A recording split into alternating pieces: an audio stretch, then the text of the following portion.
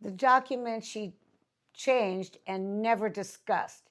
She had a trust, she had an estate plan, she had Graceland.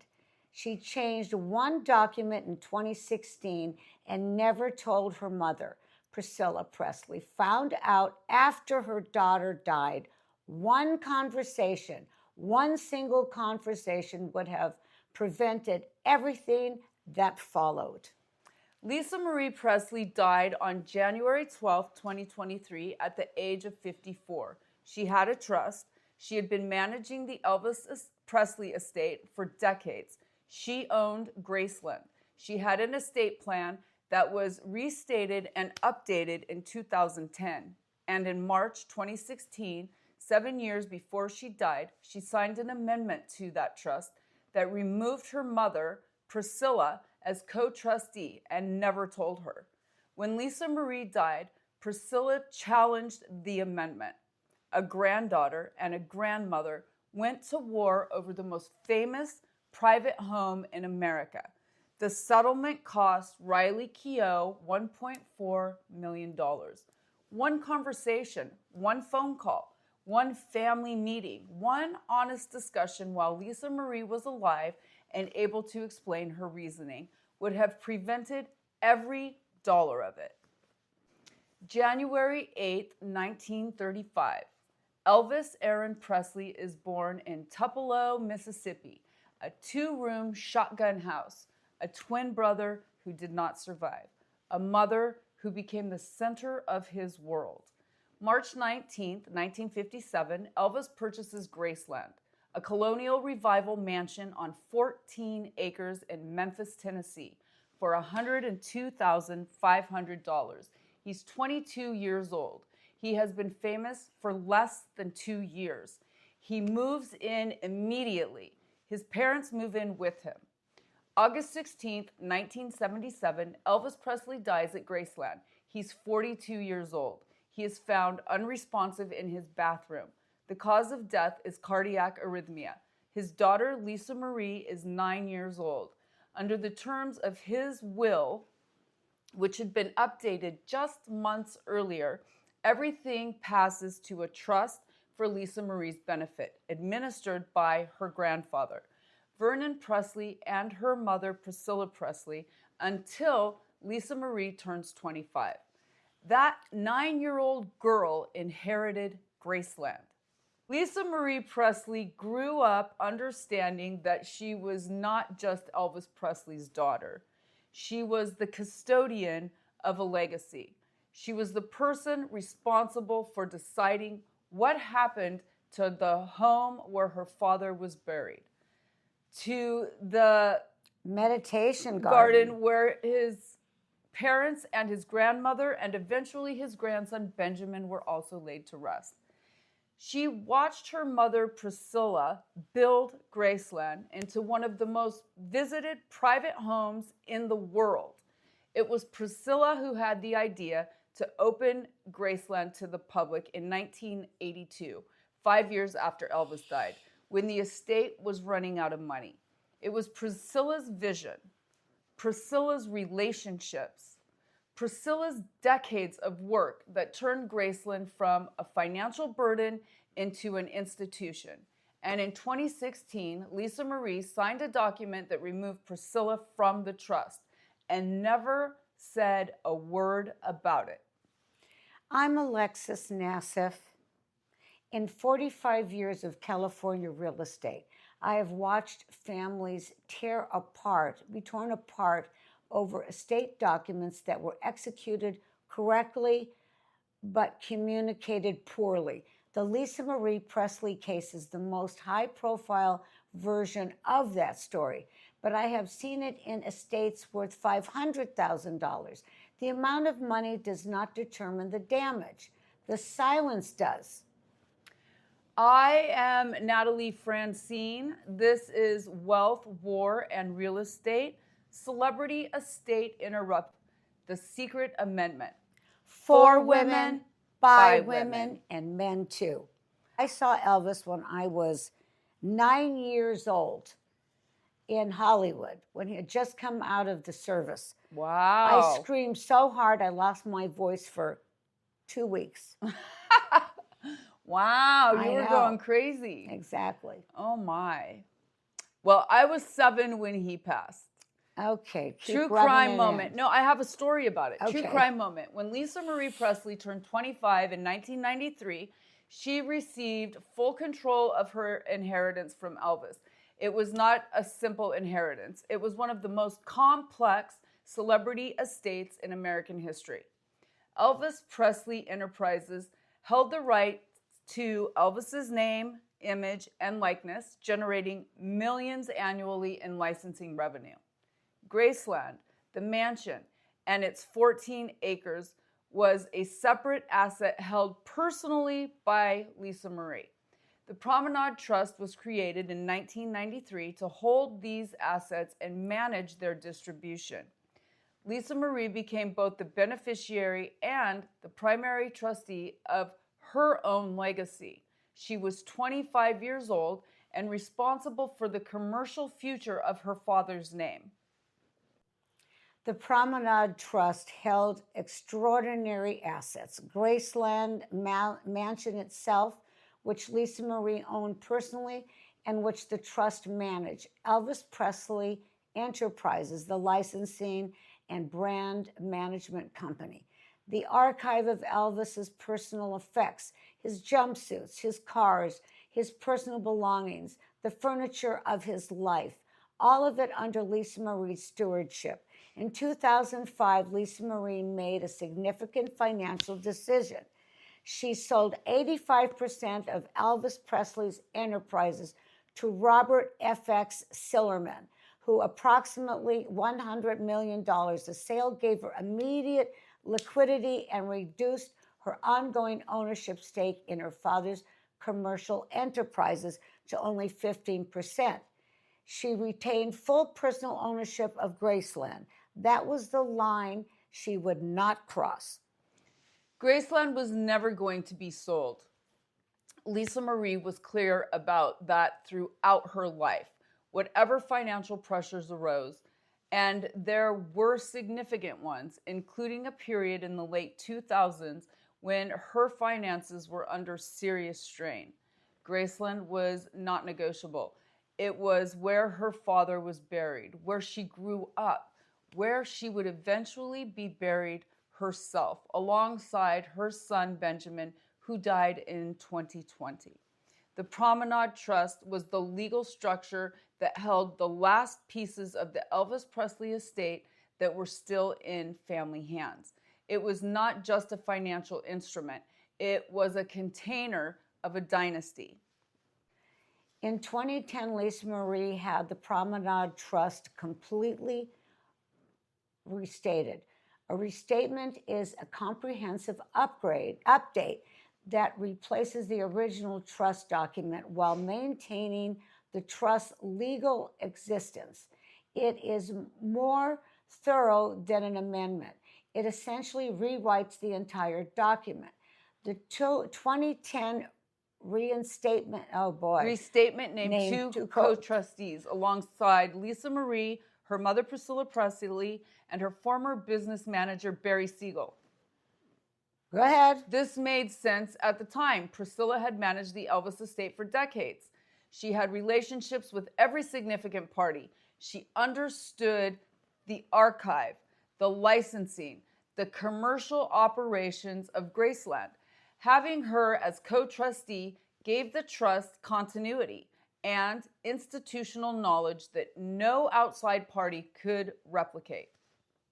But by 2018, the relationship between Lisa Marie and both co-trustees had deteriorated significantly. She sued Barry Siegel for negligence and mismanagement in a $100 million lawsuit, alleging that his handling of her finances had cost her more of her inheritance from the 2005 sale. That lawsuit was eventually settled. The relationship was over. And somewhere in that period between 2015 and 2016, her relationship with her mother, Priscilla, had also shifted. The specifics of that shift are private. What is not private is what Lisa Marie did about it. And there's the war. The Promenade Trust was the legal vehicle for everything the Presley family had built and preserved over 4 decades. It held Graceland, it held the archive, it held the commercial relationships that kept Elvis Presley's name alive as a cultural and financial force. The trustee of that structure had extraordinary power over decisions that affected not just the family, but the thousands of people who worked in the Graceland ecosystem and the millions who visited every year. Who held that power mattered enormously. Lisa Marie understood that, and in March 2016, she made a decision about it. March 11, 2016, Lisa Marie Presley signs a document described as an amendment to the Promenade Trust. The amendment makes 2 significant changes. It removes Priscilla Presley and Barry Siegel as co-trustees, and it names 2 new trustees in their place: Lisa Marie's eldest daughter, Riley Keough, and her son, Benjamin Keough. The amendment is legally executed. It is signed. It appears to comply with the formal requirements for a trust amendment. And it is never delivered to Priscilla Presley. Not in 2016, not in 2017, not in 2018, 19, 20, 21, or 22. Priscilla Presley does not know the amendment exists. January 12, 2023, Lisa Marie Presley suffers a cardiac arrest at her Los Angeles home. She is rushed to the hospital. She dies. She is 54 years old. Her cause of death is later determined to be complications from bariatric surgery. She had undergone years earlier adhesions that had developed as a known long-term complication of the procedure. Within weeks of her death, Priscilla Presley's attorneys file a petition in Los Angeles Superior Court. They have discovered the 2016 amendment, and Priscilla, who had no knowledge that she had been removed as co-trustee 7 years earlier, is now challenging it. Yeah. Priscilla's attorney stated in the filing that there were many issues surrounding the authenticity and validity of the purported 2016 amendment. They noted that Priscilla had never received the amendment during Lisa Marie's lifetime, which under the terms of the trust agreement may have been a legal requirement. They questioned whether the amendment had been properly executed. Riley Keough, Lisa Marie's eldest daughter, Elvis's granddaughter, 33 years old at the time her mother's death, was now in legal battle with her own grandmother over Graceland, over the trust that held the last pieces of Elvis Presley's legacy, over a document her mother had signed 7 years earlier and never mentioned. Did not have the talk or conversation. Well, I guess if she felt that she had to have her mother removed, that why would she tell her, right? That's true. The press covered this as a war between Priscilla and Riley. Grandmother against granddaughter. Old guard against new generation. That framing is wrong. And both Priscilla and Riley said so publicly throughout the entire proceeding. Priscilla said, "We were never not on good terms." That was all publicity, Riley said. "She's just been my grandma. None of that stuff has ever been a part of our relationship." What Priscilla was challenging was a document, not her granddaughter, not the relationship, a legal document that affected her rights and that she had never been told about. That distinction matters enormously for the estate planning lesson, because the instinct when you hear this story is to blame someone, to assign fault. But the fault in this case is not malice or greed or family dysfunction. The fault is silence. Lisa Marie Presley had every legal right to remove her mother as co-trustee. That was her trust. Those were her assets. She could designate whoever she chose. The question is not whether she had the right to make that change. The question is why she made it in silence and what that silence cost. Lot. Absolutely. Yeah. True crime moment. In May 2023, 4 months after Lisa Marie's death, Priscilla and Riley announced they had reached a settlement. In August 2023, a Los Angeles Superior Court judge formally approved Riley Keough as the sole trustee of the Promenade Trust and Lisa Marie's estate. Riley now owns Graceland. She now controls the last pieces of the Elvis Presley legacy still in family hands. The settlement terms. Riley pays Priscilla $1 million as a lump sum. Riley pays $400,000 in Priscilla's legal fees. The cost of the silence, $1.4 million, plus months of litigation, plus the public spectacle of a grandmother and granddaughter in Los Angeles courtroom over a document one of them had never seen.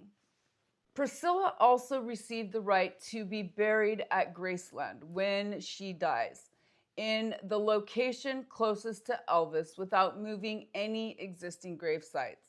Riley said of that provision, "I don't know why she wouldn't be buried at Graceland. I don't understand what the drama in the news was about. She's family. They were always family. The legal battle was never about the relationship. It was about the document.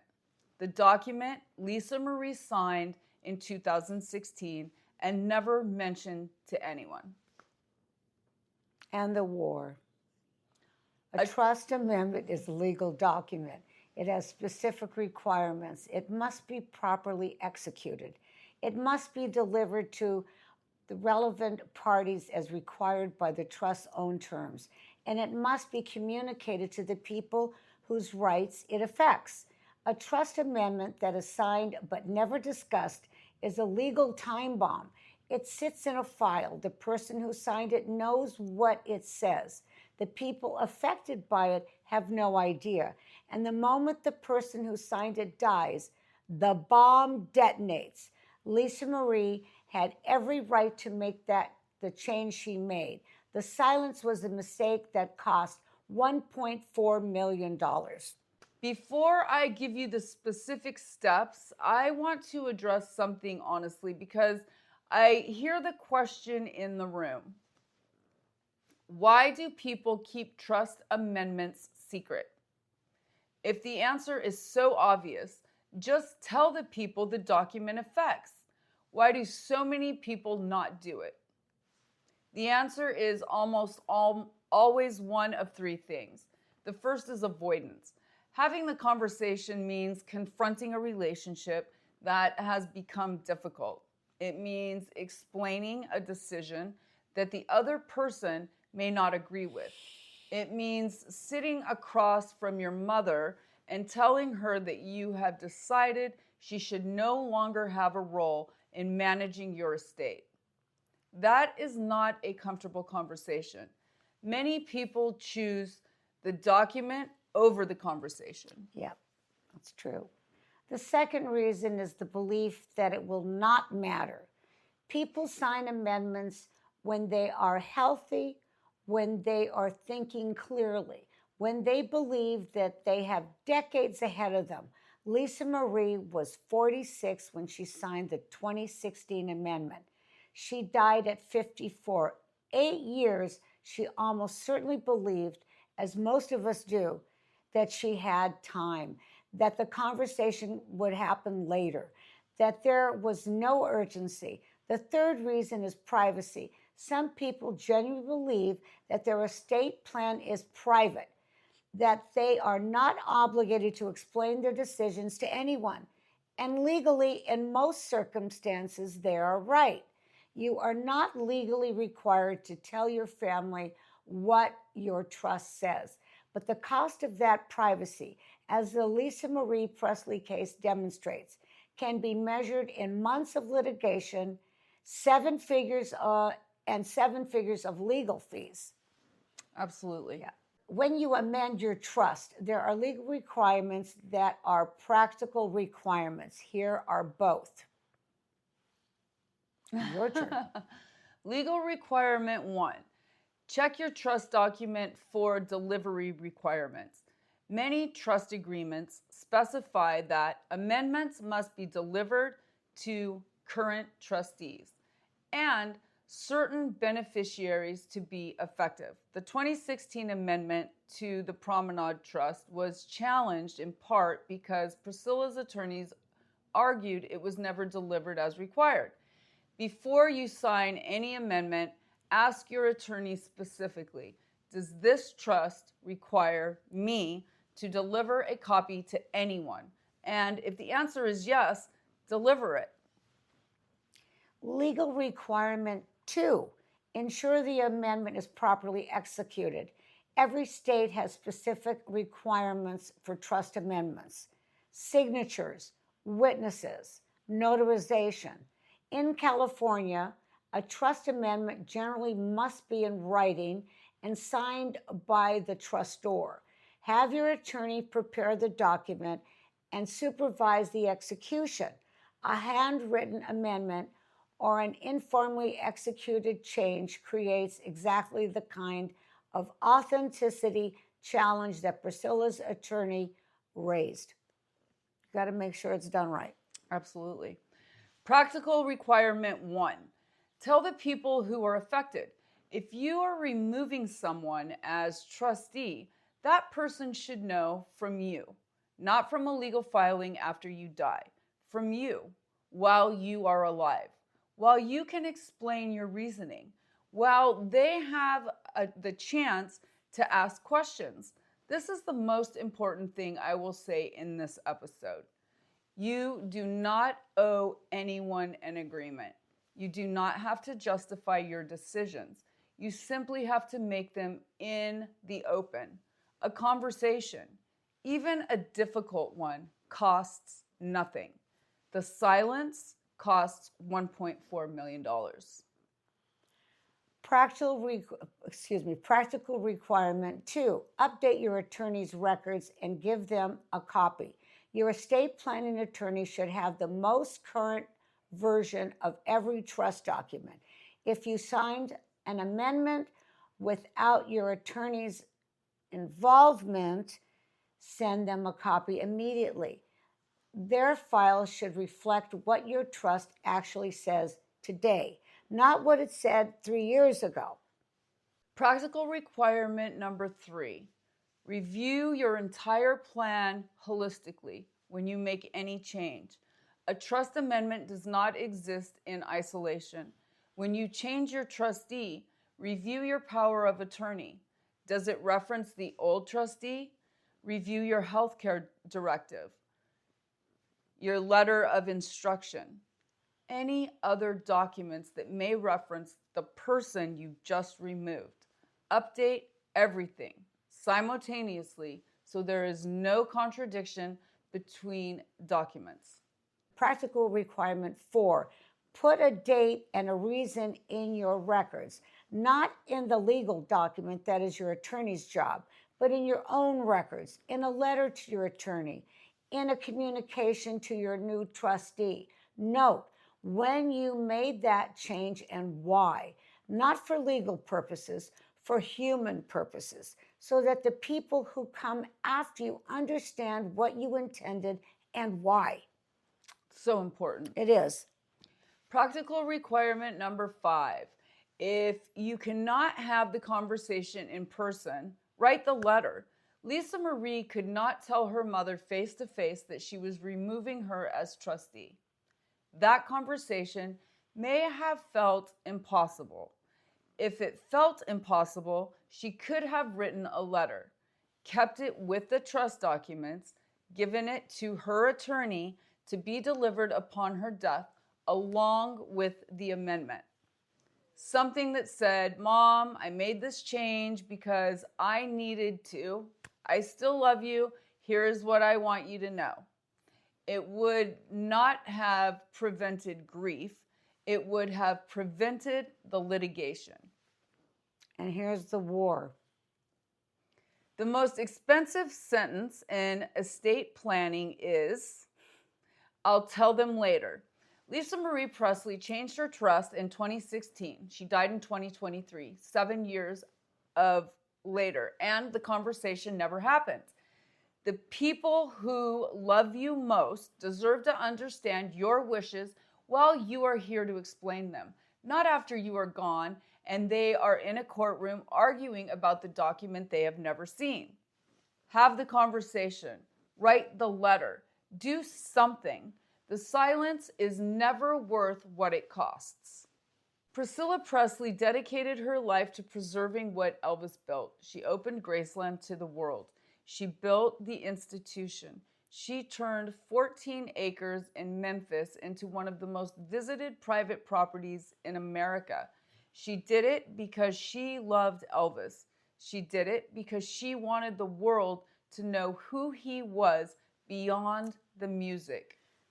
She found out she had been removed as trustee of that institution from a legal petition filed after her daughter died. That is not legal failure. Lisa Marie's trust was properly structured. The amendment was legally executed.